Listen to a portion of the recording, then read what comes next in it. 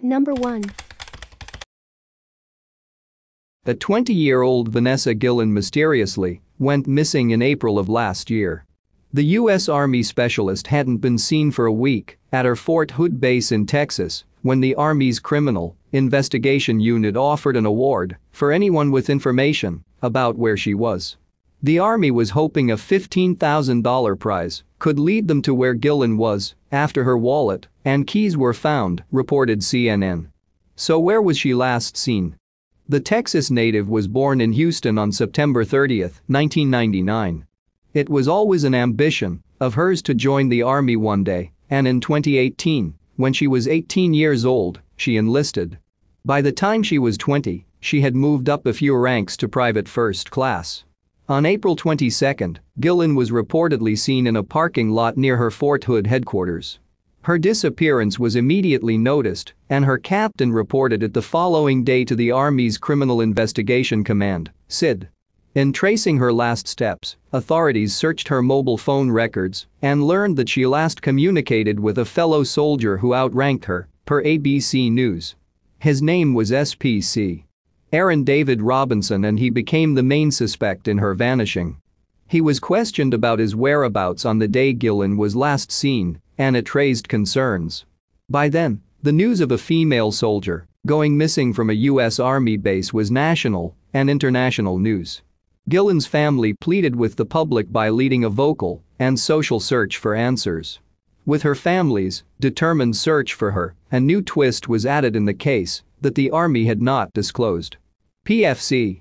Guillen was allegedly being harassed by another soldier and confided in her family about several incidents. In June, investigators interviewed Cecily Aguilar, Robinson's girlfriend, according to ABC News, and they started to poke holes in Robinson's initial story. Robinson said he was with Aguilar that night, but phone calls between them showed otherwise. The two would have sketchy stories contradicting one another, and Aguilar also became a suspect. Afterward, they discovered Aguilar and Robinson took a road trip on April 22 to Leon River. By mid-June, a search was underway near Leon River, but turned up nothing. In a final attempt to get answers, investigators interviewed Aguilar again and finally learned the disturbing details of what happened to Guillen. She admitted to police that Robinson told he killed Guillen by hitting her with a hammer and placing her in a box. After purportedly committing the murder, he met with Aguilar and the two drove 30 miles from Fort Hood to Leon River, where they reportedly dismembered Guillen's body and buried her, per ABC News. On June 30, remains were found at the location, but it wouldn't be known until the following week if they were that of Guillen, according to CNN. But authorities finally knew the suspects responsible for Guillen's disappearance and death with Aguilar's confession, and she was arrested. En route to question and apprehend Robinson, the soldier took his own life, reported NBC. Sadly, a week later, officials finally declared that the remains discovered a week prior were that of Vanessa Guillen. Guillen's family tells the media in a July press conference that Guillen was being sexually harassed by someone at the base. Her sister Lupe Guillen said that Vanessa was afraid to report it. The family's attorney stated that the Army was covering up via CBS Dallas Fort Worth. All signs pointed to Robinson as the perpetrator, but the Army said they found nothing to support those claims, says ABC News. However, over a year since her disappearance, the Army confirmed that Vanessa Guillen did experience sexual harassment and reported it twice to other soldiers, says the Texas Tribune. As a result, 21 Army members at Fort Hood were disciplined. Shockingly, despite Robinson being the person allegedly responsible for Guillen's murder, he was not found to be her offender. Instead, on page 3 of their lengthy report, they note that Robinson did harass another female soldier, but it was not Guillen. Guillen's tragic death shed light on the level of harassment women in the military face and their fears of reporting it. According to the New York Times, 1 in 16 women in the military report being sexually harassed or assaulted. It is an issue the U.S. Army continues to face even with programs dedicated to combating the issue. Even though Guillen was already on her way to moving up a rank, she never got to. The Army later posthumously promoted her from PFC. Guillen to SPC. Guillen, per ABC Orlando. Number 2. The man charged with first-degree murder in the slaying of Mollie Tibbetts testified Wednesday that he didn't kill Tibbetts. Instead, he pointed blame at two unknown masked men, one armed with a gun, another with a knife, who surprised him at his home on the Yarrabee Farms property in rural Poeshiek County the night Tibbetts disappeared. The men, according to Christian Bahena Rivera, forced him to get into his car July 18, 2018, and drive around near Brooklyn, Iowa, before spotting Tibbetts jogging toward town. Bahena Rivera said the men, one named Jack, made him circle around several times before stopping along a gravel road near where Tibbetts was last seen. They drove out of Tibbetts' sight, Bahena Rivera testified. The man armed with the knife got out of the car for 10 to 12 minutes while the other sat in the back seat. Bahena Rivera told the jury he heard the man in the back seat mutter to himself while they awaited the other man's return to the car, including the phrase "Come on, Jack." The man with the knife then returned, Bahena Rivera said, put something heavy in the trunk, and told Bahena Rivera to drive them away. The men, whom he'd never seen before that night, he testified, then threatened the safety of Bahena Rivera's family if he dared speak up, including his girlfriend and then 3-year-old daughter, and then allegedly ran off toward a gravel road. Frightened, Bahena Rivera testified through an interpreter. He went to the car's trunk, found Tibbetts barely alive, but in such a state that he couldn't save her, then carried her into a cornfield where he laid her body down. She was very heavy. I picked her up and I put her in the cornfield, he said, adding that he covered her with cornstalks. I didn't want her to be too exposed to the sun. She was still clothed in running shorts and a sports bra, but one shoe was off, he said. I left her in the cornfield exactly as she was in the trunk, he testified. He testified that, after leaving her body in the field, Bahena Rivera set Tibbetts' phone, Fitbit and earbuds along the side of the road before leaving the area. Unsure where he was or how to get home, Bahena Rivera used his phone to get directions back to the trailer where he lived at the farm, he said. Wednesday's testimony marks the first time that Bahena Rivera has publicly given a version of events from the night that Tibbetts was killed that differs from the hours-long statements he gave to police allegedly admitting to Tibbetts' murder a month after she went missing.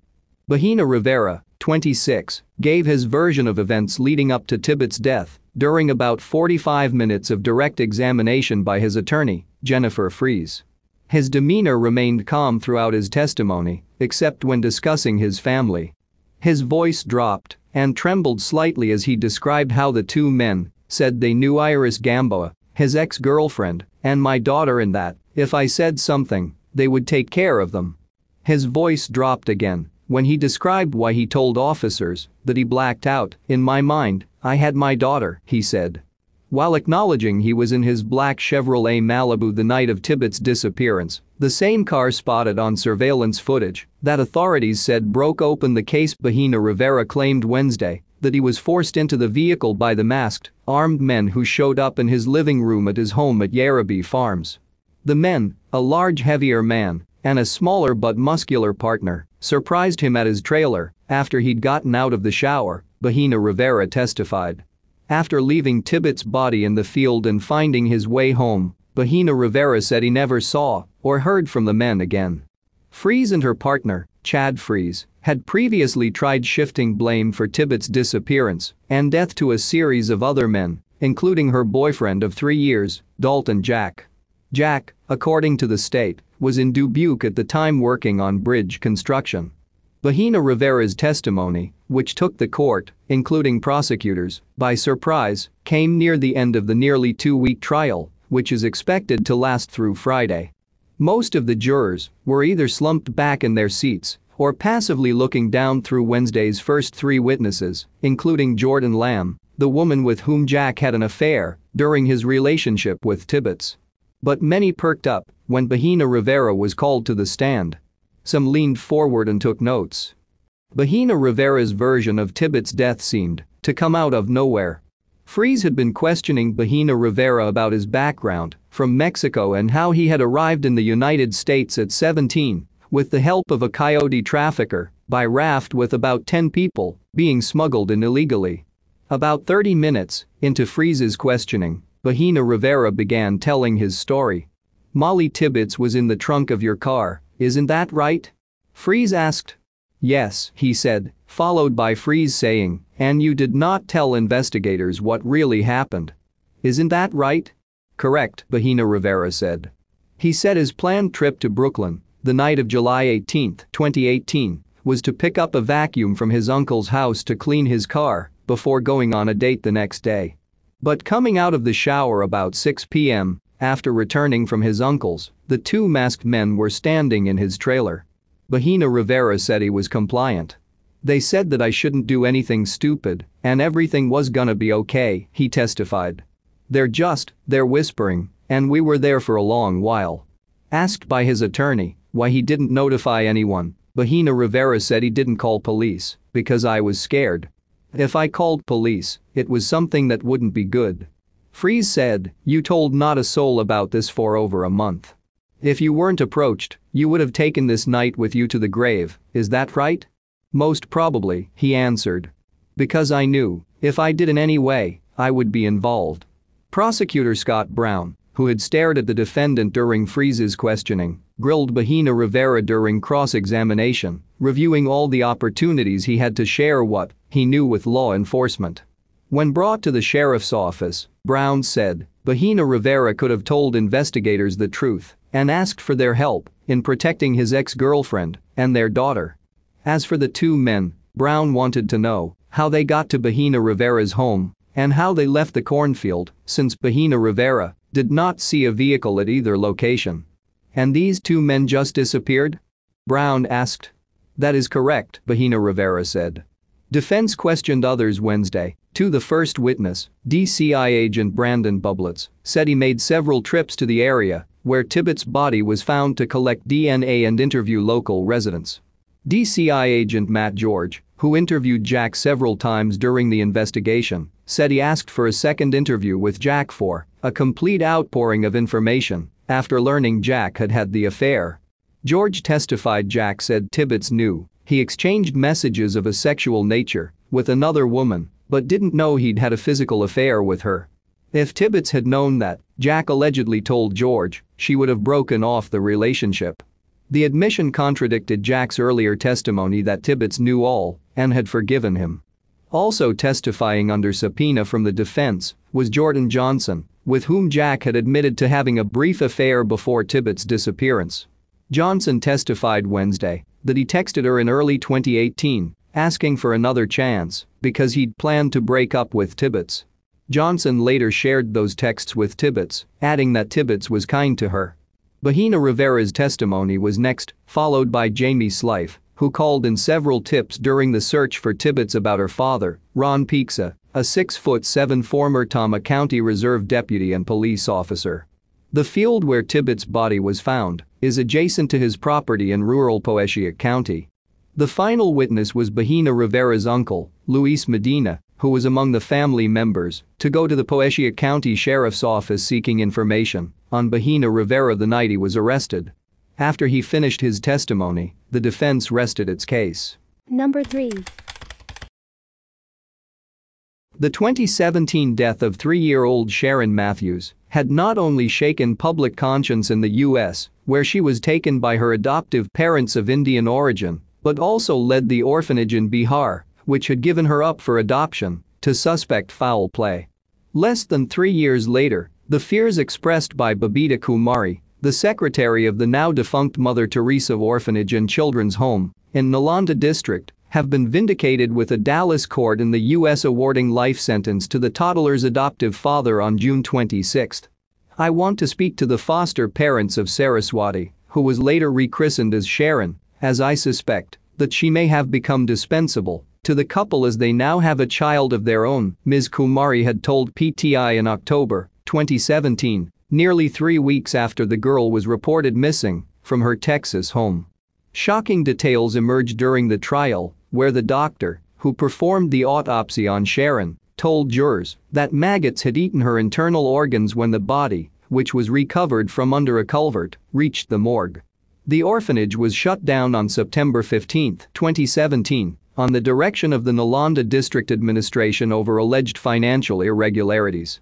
According to Ms. Kumari, who is now untraceable, Sherin was adopted by Wesley Mathews and his wife Sini, both natives of Kerala, on June 23, 2016 when she was a little under 2 years of age.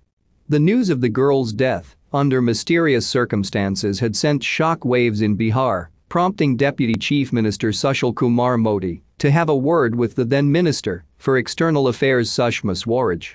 The then District Magistrate of Nalanda, Thiagarajan, had also ordered an inquiry into whether the procedure for adoption was duly followed. The inquiry found nothing amiss. As many as 8 children adopted from our home are living in the US. Some have also gone to countries like Indonesia, South Africa and Spain. In addition, more than 100 kids from our center have been adopted by families living across the country. Never have we heard about any of them meeting such a horrible end, a livid Ms. Kumari had said. Ms. Kumari had also rejected Wesley Mathews' claim that the girls suffered from disabilities. He has spoken of alleged disabilities the girls suffered from, but has failed to produce even one document to show that the child, who was perfectly healthy when she was with us, had been treated for any of those defects, Kumari had said. Founded in 2011, the orphanage had received Sherin in February 2015 when she was just 7 months old. Her Indian-American foster father was sentenced to life in jail for her death by a judge in Dallas on Wednesday, in the case that attracted international attention. Mathews, 39, had pleaded guilty on June 24 to the lesser charge of causing injury to a child. He was originally charged with capital murder by authorities in the U.S. state of Texas. Sherin's tragic death had prompted the Indian government to further tighten the adoption rules. Number 4. It was perhaps inevitable that the ongoing investigation into the disappearance of Kim Wall, the Swedish journalist last seen boarding a submarine designed and captained by a Danish inventor, would earn comparison to various works of Scandinavian crime fiction. All the same, it's chilling to see how deep the comparisons run and how conversant we all seem to be in the touchstones and tropes of crime in the far north, as though there were really no other reasonable way of thinking or talking about the region, its people, and their uncanny ways. On Wednesday morning, Copenhagen police announced that DNA tests indicated the torso found on the southwest edge of a major island was indeed Ms. Wall's, and that Peter Madsen, the inventor with whom she apparently spent her final minutes, remained in custody on preliminary charges of involuntary manslaughter. Madsen's story has evolved significantly in recent days. First, he claimed to have returned Wall safely to shore. Then, he admitted she died aboard his sub and was later buried at sea. There was no mention of decapitation, pre- or post-mortem. On Wednesday, Madsen's only statement came by way of his attorney, who said her client found it positive that there is a final clarification. The international press was quick to draw the link to the region's fiction. Reuters called the case a macabre tale worthy of a Stieg Larsson novel. The New York Times reminded readers that the popular TV show, The Bridge, began with the discovery of a mutilated female body off Copenhagen's shores, and noted that Scandinavian television and literature often portrays the dark currents under the surface of countries famous for safety, happiness, free education and free health care. Christian Jensen, editor of the Danish daily Politiken, was quoted at length. This is a story about the bright Nordic region, where dark forces lurk underneath the surface of our well-kept welfare states. There is an undercurrent of evil, and that's the noir also found in literature. The media, it seems, as well as the public, are eager to fit this story into the strange, sordid narrative that has been built up over the last 2 decades about Denmark, Sweden, and Norway, which are by almost any measure among the safest, happiest countries in the world, until they're not. Not since Faulkner's Mississippi or Chandler, Kane, and McDonald's mid-century California has a region been so closely and thoroughly defined by a literary subset. But how did we get here with Scandinavia, of all places?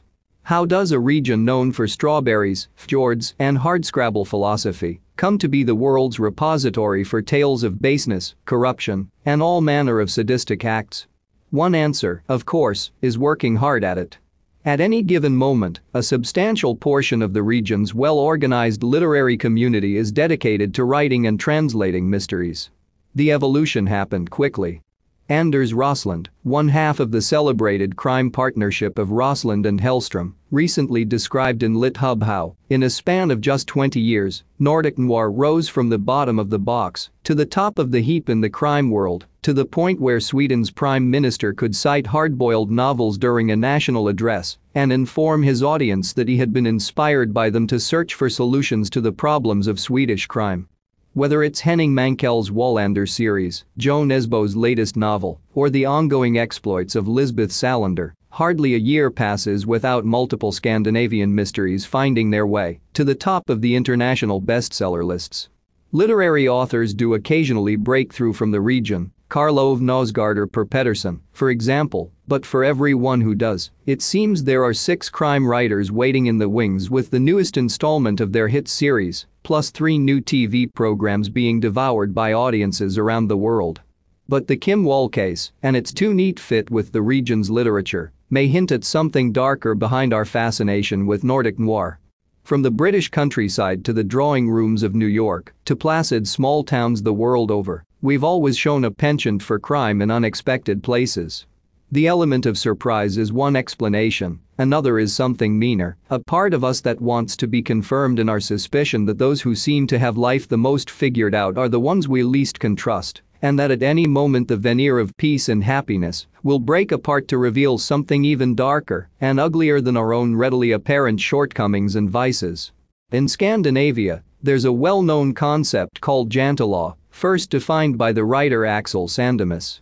The law has 10 sub-rules, but the Danish author Dorthenors once summarized it for me this way: Jantelaw says you should never think that you're better than anyone, and if you step outside this small circle, we're gonna get you. I sometimes wonder whether the same instincts aren't at play in our endless appetite for Nordic noir, or in our ready acceptance of dark turns in true stories like the death of Kim Wall. Number 5. Yingying Zhang was known as a compassionate, talented, joyous, and intelligent woman. Born 12/21/1990, she grew up in the Jianyang district, Nanping City, Fujian Province, China. Accelerating through school, she was immediately recommended and accepted into Zhongshan University's Environmental Science program in 2009. Continuing to excel, Zhang was urged to attend Peking University in 2013. Here, she would pursue her master's degree in environmental engineering. Upon completion of her master's degree, Yingying discovered an opportunity to study abroad and learn from a world-renowned university. April 2017, Zhang committed to the abroad program and planted new roots at the University of Illinois at Champaign-Urbana, housing the largest Chinese population of students in the United States. The visiting scholar would partake in a research group until the beginning of her PhD program the upcoming September. Fellow students at the university quickly became attached to Yingying. She was not only smart, but she had many hobbies as well. Zhang enjoyed singing, playing guitar, reading, table tennis, and more. People often wondered how she found the time to sleep. Zhang also aided in numerous charities around the campus and would be the first to lend a hand to a needy family member, friend, or stranger. An all-around ideal citizen. June 9, 2017, Zhang started off as any typical day.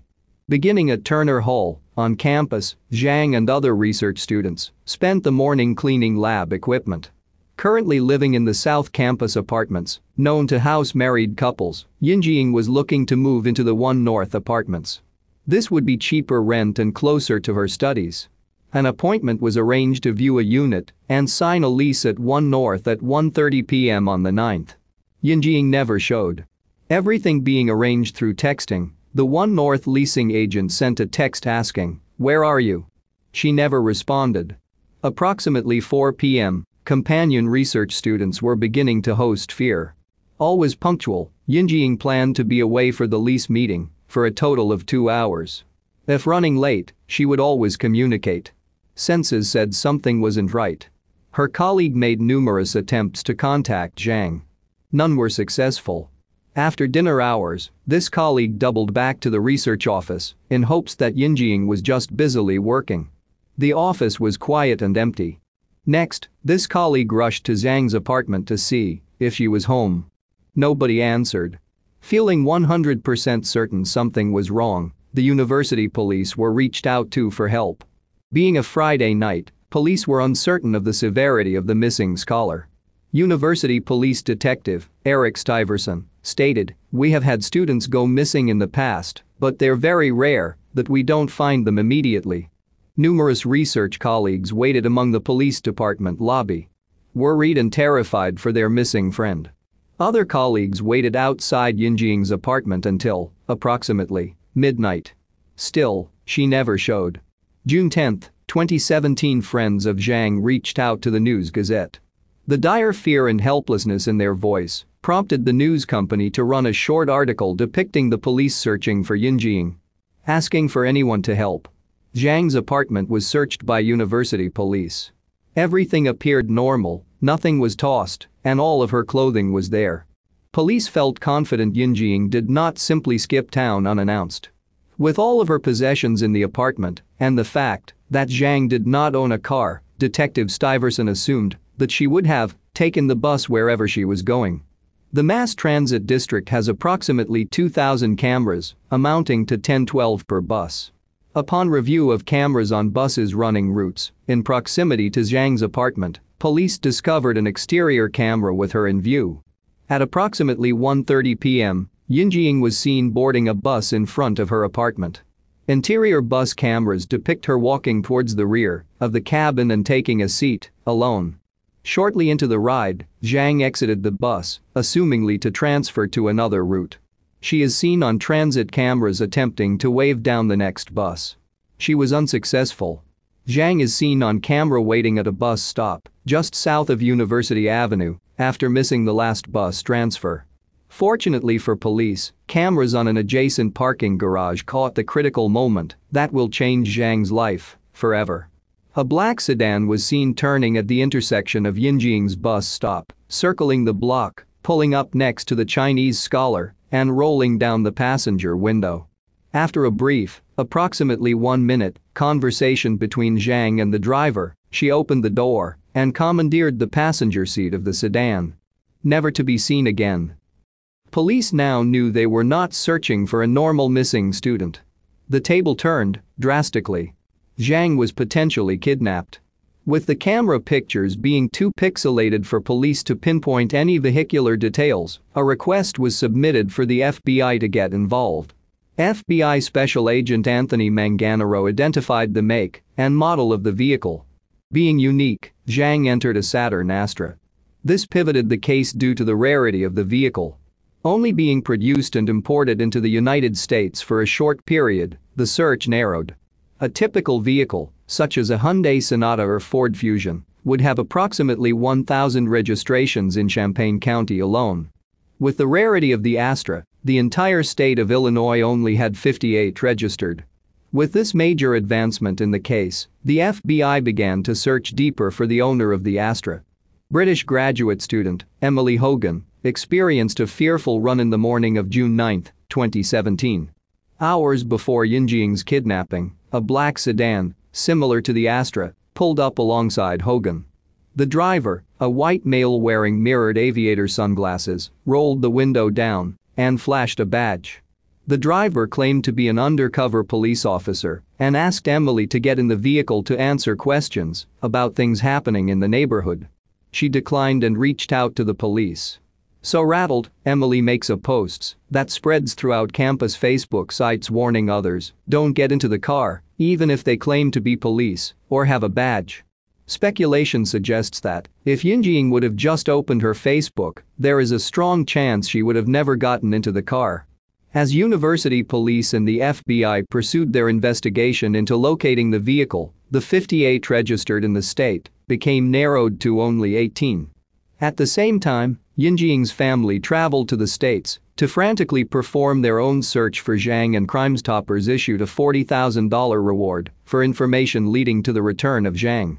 This would be the largest reward to date offered by the organization. Upon contacting the 18 persons of interest who owned the suspect vehicles, police ran into a dead end. Hope was faltering.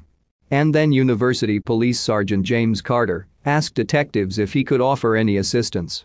June 14, 2017, SGT. Carter reviewed the video segment of the suspect vehicle driving off with Zhang. Carter looped the video and watched it consistently for approximately 5-10 minutes. The sergeant noticed that the front passenger wheel had a defect. A black area near the tire wall of a piece missing. With clearer imaging, Carter was also able to recognize the vehicle having a large sunroof. The FBI, now armed with this new information, began to refine the vehicle search for black Astras that have a damaged front passenger hubcap and a large sunroof. Reviewing case notes from prior interviews, special agents realized that the first person of interest interviewed had an Astra with a large sunroof. Upon the initial interview, this subject appeared calm, cooperative, and told investigators he spent the day in question at home playing video games. Agent Manganaro sent agents back out to the subject's apartment with a team of investigators to inspect the vehicle's front passenger hubcap. Minutes after the team departs, Manganaro gets a photograph of a broken hubcap, matching the vehicle in front of the agents with the vehicle that Zhang entered. Police and FBI have now identified the owner of the Astra and suspect in Zhang's kidnapping as Brent Christensen.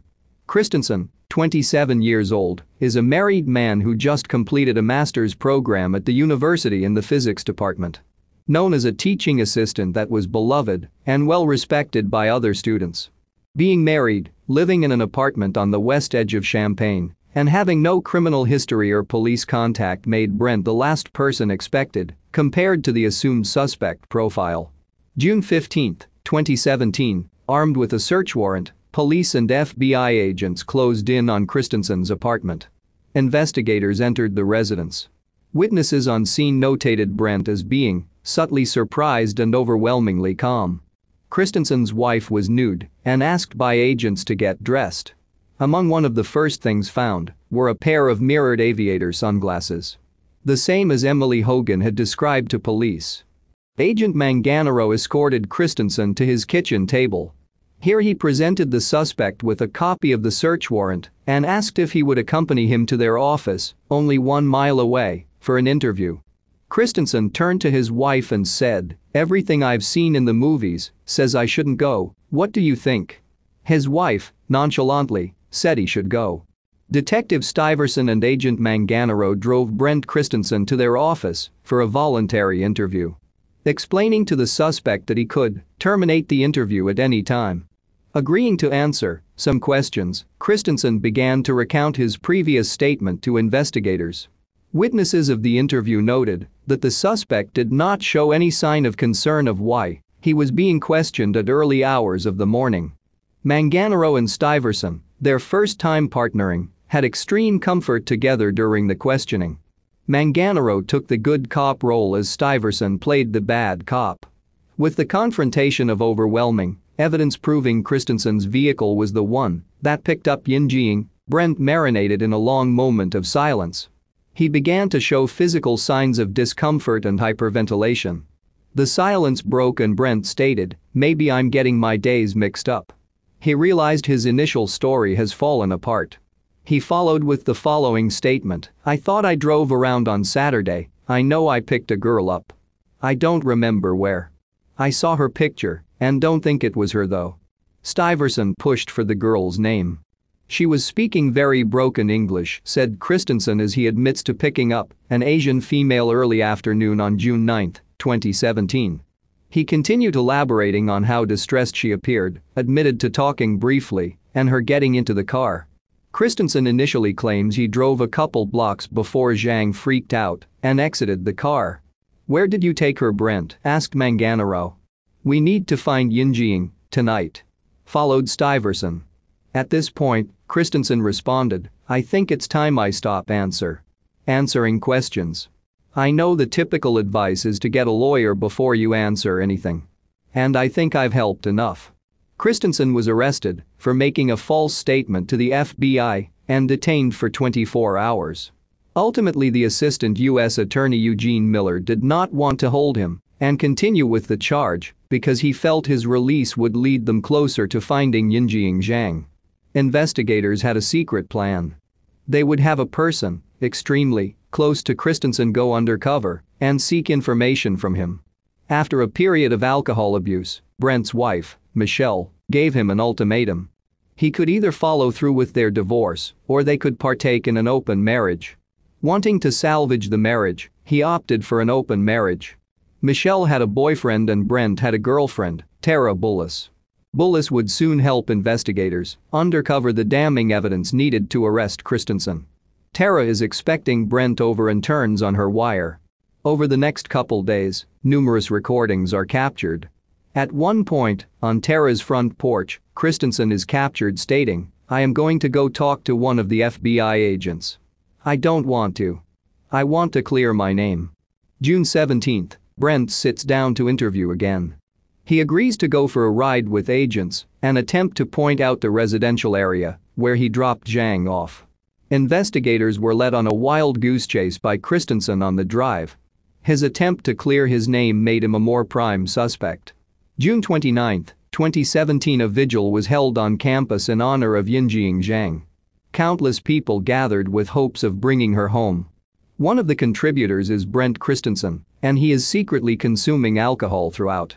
Bullis's wire captured Christensen stating, "I wanted to see how many people would be here for me during the vigil walk." As the vigil ended with a concert, the entire crowd stood in applause. Except Christensen, who remained seated while performing a slow, dramatic, pulsing clap. The following transcribed on the FBI wire recording device between a conversation with Christensen and Bullis. "She was valiant. She was," says Christensen. "She was," responded Bullis. "Yeah. She fight? Uh-huh. Nobody knows what happened, except for me. Nobody will know what happened. I am the only one. They'll never find her. The family, you know, they'll leave empty-handed because no one will ever know where she is." As Bullis sat with investigators going over the recording, they realized that Brent had confessed to her what had happened to Yingying. Investigators' plan had worked. June 30, 2017, Agent Manganaro spent a majority of the day drafting a criminal complaint for the arrest of Brent Christensen in the kidnapping, resulting in the death of Yingying Zhang, and 2 counts of lying to the FBI. As the defense mounts up for a trial, they turn a video of Christensen meeting with an intern counselor over to the prosecution. The video depicts Christensen seeking counseling help for drug and alcohol abuse, marriage help, and suicidal homicidal thoughts. June 12, 2019, at the trial, the defense's opening statement admits to Brent killing Yingying and basing it off of his mental health issues, laying the groundwork for the defense's hopeful insanity plea. A search of Brent's phone would lead the prosecution to exhibit searches for abduction 101, perfect abduction fantasy, and planning a kidnapping, showing Christensen's premeditated efforts in clear consciousness. He discussed in an abduction thread his detailed fantasy of a staged abduction, including placing the female in a large duffel bag and placing it in his vehicle. He would soon purchase a similar duffel bag on Amazon. Further searching of the Christensen apartment had uncovered a wooden baseball bat with Zhang's blood on it, which he used to beat her after he brought her to his apartment. Traces of her blood were found using luminol in other areas of his apartment as well. "It was almost supernatural how she just didn't give up," Christensen stated at his trial. First attempting to choke Yingying, followed by rape, stabbing, and beating her to death with a baseball bat, he, ultimately, dismembered the Chinese scholar's body and placed her in 3 separate trash bags. Brent claims to have put the 3 bags in 3 separate dumpsters surrounding his apartment complex. Zhang's remains have yet to be found, and it is unknown if they will be. Comparing himself to Ted Bundy, Christensen alleged that Yingying was his 13th victim, leaving 12 unknown victims before her. However, defense, prosecution, and psychologists have found no evidence substantiating his claims. With Illinois having abolished the death penalty, Christensen is charged and tried federally, and the prosecution is seeking the federal death sentence. On June 24, 2019, the 12-member jury, deliberating under 2 hours, found Brent Christensen guilty on 1 count of kidnapping resulting in a death and 2 counts of making false statements to the FBI.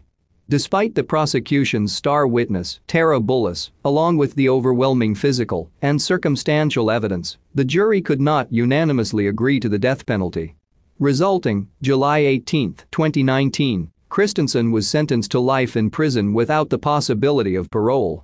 He is currently serving his sentence in USP McCreary in Pine Knot, Kentucky. Number 6. 9-year-old Scott Kleeschulte went missing from St. Charles, Missouri on June 8, 1988. He was last seen walking down Ken Drive towards West Adams at approximately 4:30 p.m. When a heavy thunderstorm hit the area late that afternoon, his family assumed he had taken refuge at another family's house. When Scott didn't return home that evening, his parents called the police and reported him missing. Authorities began searching the area for Scott the night he disappeared. Investigators canvassed the area, going door to door in the neighborhoods surrounding his home. Over the next few days, police officers and students from the St. Charles County Police Academy, as well as 40 civilian volunteers, searched an area of about 20 acres. They searched the woods in the area, as well as the Norfolk and Western Railroad tracks at the northwestern edge of St. Charles. Some of Scott's friends led searchers to at least a half-dozen caves where the boy was known to play. Streams in the area were dredged in an attempt to locate Scott, but came up empty. Bloodhounds were used in the search, and the morning after he disappeared tracked Scott's scent for about a mile and a half northeast on Fox Hill Road before losing his trail near an apartment building that was under construction. Some people believe Scott drowned in the flash flood produced from the storm, but authorities and Scott's family believe he was abducted. On June 10, 2 days after Scott disappeared, the search was officially called off. Investigators began investigating Michael J. Devlin in 2007 for possible involvement in Scott's disappearance. On January 12, 2007, Sean Hornbeck, a 15-year-old boy who had been missing since 2002, and William Oundby, a 13-year-old boy who had been abducted 4 days earlier, were found alive in Devlin's house. Devlin was considered a suspect in Oundby's disappearance because of his criminal record and because his vehicle matched the description of one seen in the area where he was abducted from. When police entered Devlin's home, Sean identified himself, and they found William inside shortly after. Both boys had been held against their will by Devlin, who ended up pleading guilty to kidnapping and child molestation. He was sentenced to life in prison. Initially, authorities suspected Devlin might be linked to other missing children cases, including the disappearance of Scott Kleeschulte. Prosecutors and investigators, along with the FBI, the Missouri State Highway Patrol, and Kirkwood and St. Charles Police, formed a task force to investigate Devlin's possible involvement in other unsolved cases. In October 2007, the task force was dissolved after not being able to produce any evidence linking him to other cases. In 2011, authorities received a tip which led them to search a home close to where Scott lived and re-interview neighbors. Cadaver dogs were brought in, and holes were drilled in the garage floor and other areas of the home, but no evidence was found. In 2013, a former police officer turned informant named Chuck Maselli claimed to have evidence relating to Scott's disappearance. He claims that, while he was incarcerated in St. Charles, Missouri by U.S. Marshals, he obtained written documentation of details regarding Scott's disappearance, as well as for 13 to 15 other child victims that he claims were or all committed by the same man between the years of 1978 and 2005. According to authorities, the claims were investigated but did not produce any new evidence. St. Charles County Prosecutor Tim Lomer said the investigation into Maselli's claims is ongoing. "We yelled at him to get out, and he said something like 'make me,' and started lobbing dirt clods and sticks down at us. We all ran around the side to make our way up. It gets pretty fuzzy here, but all I remember is he fell. I still remember the sound. When we got back down to check on him, he was in a very awkward position with blood coming out of his mouth. We all just freaked out and ran home, and as far as I know, no one has spoken a word of this to anyone. We didn't go back for over a month and never said a word of it between us. Again, this was the 80s, so media wasn't like today. Chances are it got a small article in the newspaper B section, missing mentally disabled child found dead after fall or something like that."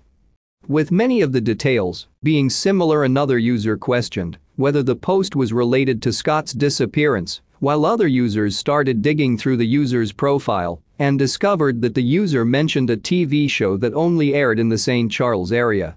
Another user found the age of the confessor from one of his previous posts, and it would have made him 11 years old at the time of this incident.